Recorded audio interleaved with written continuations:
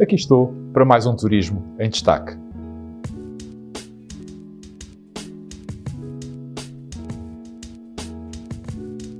Antes de responder propriamente à questão se o Orçamento de Estado para 2022 é ou não bom para o turismo, gostava de começar por aqui deixar 3 notas. A primeira, para dizer que esta proposta, porque de facto é disso que ainda se trata, de uma proposta, vai ser objeto de discussão até ao próximo dia 27 de outubro na Assembleia da República, em plenário, momento em que será feita a sua votação na Generalidade e seguindo-se a habitual fase de discussão na especialidade que se prolongará até ao próximo dia 25 de novembro, momento em que será feita a votação final global do documento. Ora, isso quer dizer que, nesse espaço de tempo, entretanto, muita coisa poderá ainda se vir a ser alterada. A segunda nota, para dizer que, do ponto de vista mais geral, já quase tudo foi, ou bastantes coisas foram ditas sobre esta proposta de Orçamento de Estado na última semana. Contudo, eu gostava de aqui enfatizar que este é, ou deveria de ser, o Orçamento de Estado especial, de alguma forma. Porquê? Porque vai ser o primeiro que vai vigorar no período pós-pandemia. Pelo menos todos esperamos que o ano que vem as condições sanitárias sejam diferentes das verificadas em 2021. E, portanto, este é o orçamento também que deveria contemplar o relançamento da economia para, de alguma forma, ultrapassarmos a crise económica e social que acabou por se somar à crise sanitária que atravessamos. Assim, era expectável que a proposta de Orçamento de Estado apresentada pelo Governo demonstrasse não só essa preocupação, mas também alguma vontade e algum ânimo redobrado. Coisa que, em minha opinião, não o faz. E isso leva-me à terceira nota que eu queria deixar para dizer que concordo com aquilo que já muitos apelidaram, que este não é um orçamento de Estado, mas antes é um orçamento para o Estado, atento o papel importante que as verbas do Plano de Recuperação e Resiliência desempenham no desenho do documento, que verbas essas que, como se sabe, vão direitinhas, esmagadoramente, para o setor público. Ou seja, a única grande certeza que esta proposta de orçamento nos traz é que há uma intenção manifesta e clara de termos mais, mas mesmo muito mais Estado. Quanto ao turismo, e se esta proposta é ou não boa para a atividade, eu, para ser justo, devo começar por afirmar que, por uma vez, o Governo foi fiel àquilo que veio anunciar, isto é, que manteria neste orçamento as características de orçamentos anteriores, que, como todos nós sabemos, há muitos, mas mesmo há muitos anos, que deixaram de ser, de alguma forma, amigos ou darem, se quisermos, uma atenção muito especial ao turismo. Mas para ilustrar aquilo que é esta afirmação, o que acabo de dizer, gostaria de dar aqui alguns exemplos para que não restem dúvidas.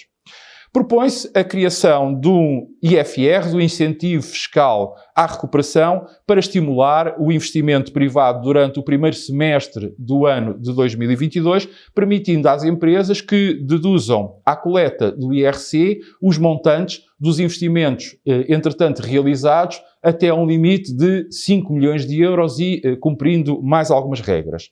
Ora, perante isto, pergunto eu, será que o Governo se terá esquecido ou, porventura, não se terá percebido que o turismo foi a área de atividade económica que foi mais afetada pela pandemia?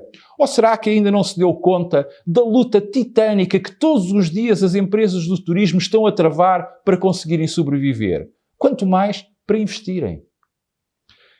Propõe também esta proposta de orçamento acabar com o pagamento especial por conta, medida que naturalmente deve ser saudada, mas que apenas vai dar um pouquinho mais de liquidez, um pouquinho mais de tesouraria às empresas, já que não se trata de nenhum perdão fiscal, nem de qualquer isenção de pagamento. No que respeita ao aumento do poder de compra, que é sempre, como se sabe, sinónimo de consumo, temos nesta proposta 2 novos escalões do IRS. Ora, feitas as contas, estamos a falar de qualquer coisa como de 150 milhões de euros devolvidos aos contribuintes, o que, em alguns casos, vai acabar por se traduzir mensalmente em alguns cêntimos a mais ou noutros mais favoráveis, em algumas poucas dezenas de euros, o que são verbas irrisórias, para não dizer mesmo ridículas, se comparados com os 3 mil milhões de euros de IRS que o Estado devolveu este ano aos contribuintes. Portanto, faz todo o sentido perguntar se não seria mais próprio aliviar o IRS, abdicando de, à partida, arrecadar tão grande receita que depois acaba por ser devolvida aos contribuintes. É que, sinceramente, daquilo que se percebe, mais dinheiro no bolso das pessoas é sinónimo de mais consumo é sinónimo de maior vitalidade económica, e maior vitalidade económica inevitavelmente traduz-se por mais receita fiscal. Justifica também neste documento o Governo que a falta de premência do novo aeroporto de Lisboa, e agora independentemente da sua localização, ser no Montijo ou ser em Alcochete. E justifica com a pandemia. Aqueles que nos acompanham sabem bem, já cá faltava, e eu bem que avisei que este argumento, mais tarde ou mais cedo, acabaria, infelizmente, por vir a ser enfocado.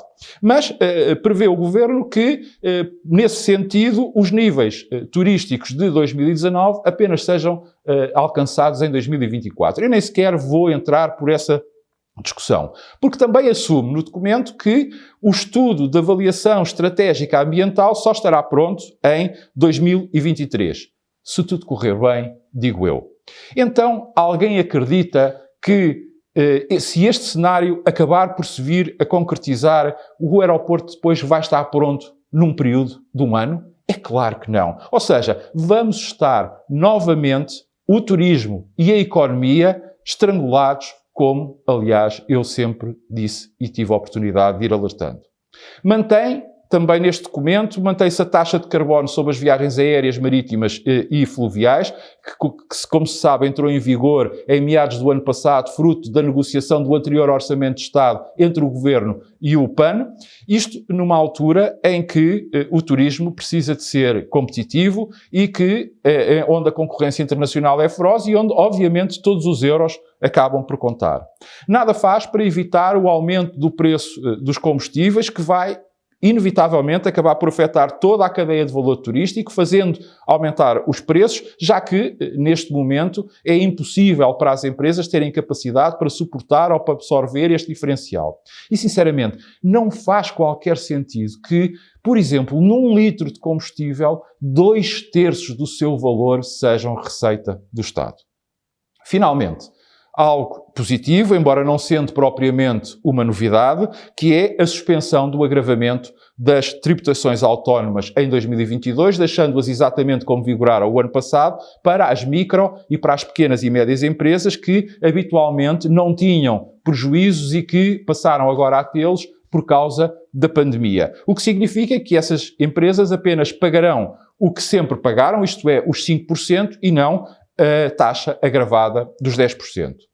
Em síntese, mesmo afirmando o Governo que, e vou citar, os impostos sobre as empresas não vão ser aumentados, fim de citação, dando a entender que está a fazer qualquer coisa de muito excepcional ou de verdadeiramente extraordinário, o facto é que, para mim, este é o orçamento da desilusão para o turismo.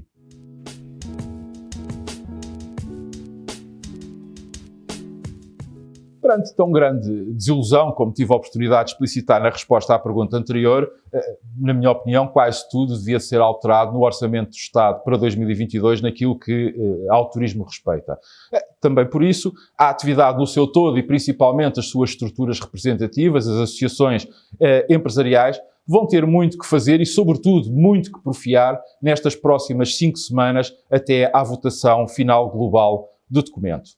Do meu ponto de vista, quanto a mim, o turismo devia insistir em 3 grandes áreas. A primeira área é a fiscalidade. E aqui deveria propor, naquilo que diz respeito ao IVA, por um lado, uma redução ou uma aplicação da taxa reduzida a todos os produtos e serviços turísticos por um período de 2 anos, de modo a dar um pouco mais de fôlego à tesouraria das empresas, e, por outro lado, que se permitisse a dedutibilidade do IVA nas despesas profissionais de alojamento, recepção e transporte, de modo a ganharmos uma acrescida competitividade externa, mas também de forma a estimular-se o consumo turístico por parte das empresas de outras áreas da atividade económica. Quanto ao trabalho, durante o próximo ano devia-se reduzir a carga fiscal que sobre ele impende, de modo a ajudar a manter o emprego. E ainda suspender a taxa de carbono sobre as viagens aéreas, marítimas e fluviais, de modo a conseguirmos ajudar à competitividade da nossa oferta. A segunda grande área que eu acho que se devia insistir é a do investimento. E aqui devia-se propor, naquilo que diz respeito ao investimento público, que se acelerasse o processo relativo ao novo aeroporto, mais a mais que agora que uma das autarquias que já se manifestou disponível para, no que diz respeito à solução de Montijo, mudar a sua posição, e estou a referir-me em concreto à própria Câmara Municipal do Montijo, deixando a sua congênere do Seixal um pouco mais isolada. Do lado do investimento privado, reduzir o IRC através da readaptação da agora proposta criação do incentivo fiscal à recuperação, de modo a possibilitar que nos próximos 3 anos os investimentos realizados pelas empresas do turismo pudessem ser deduzidos à coleta, permitindo-lhes não só readaptarem-se e inovarem, mas também requalificarem a oferta. E, do lado do investimento público e privado, urgentemente avançar com os concursos das concessões de zonas de jogo, vulgarmente estou a falar dos casinos físicos, pois é daí que decorre cerca de 70% do financiamento do turismo nacional, e estou a referir-me a tudo o que é a promoção turística nacional e internacional, os apoios e incentivos ao investimento, os apoios para a formação e a qualificação profissionais, terminando assim com o imbróglio jurídico e com o prejuízo objetivo, quer por parte do Estado, quer também por parte do turismo, que este e o anterior governo criaram e que, cada dia que passa, acaba por se agravar. E, finalmente, uma terceira grande área de insistência, que é o emprego, onde se devia propor a isenção de taxa social única durante os próximos 3 anos para todos os novos contratos de trabalho sem termo, de maneira a que se possa, assim, ajudar as empresas a contratarem e, simultaneamente, a terem maior capacidade para poderem pagar melhores salários, de modo a ultrapassarem a falta de mão de obra com que presentemente se estão a debater. Voltamos a ver-nos para a semana. Até lá, não facilite, continue a proteger-se.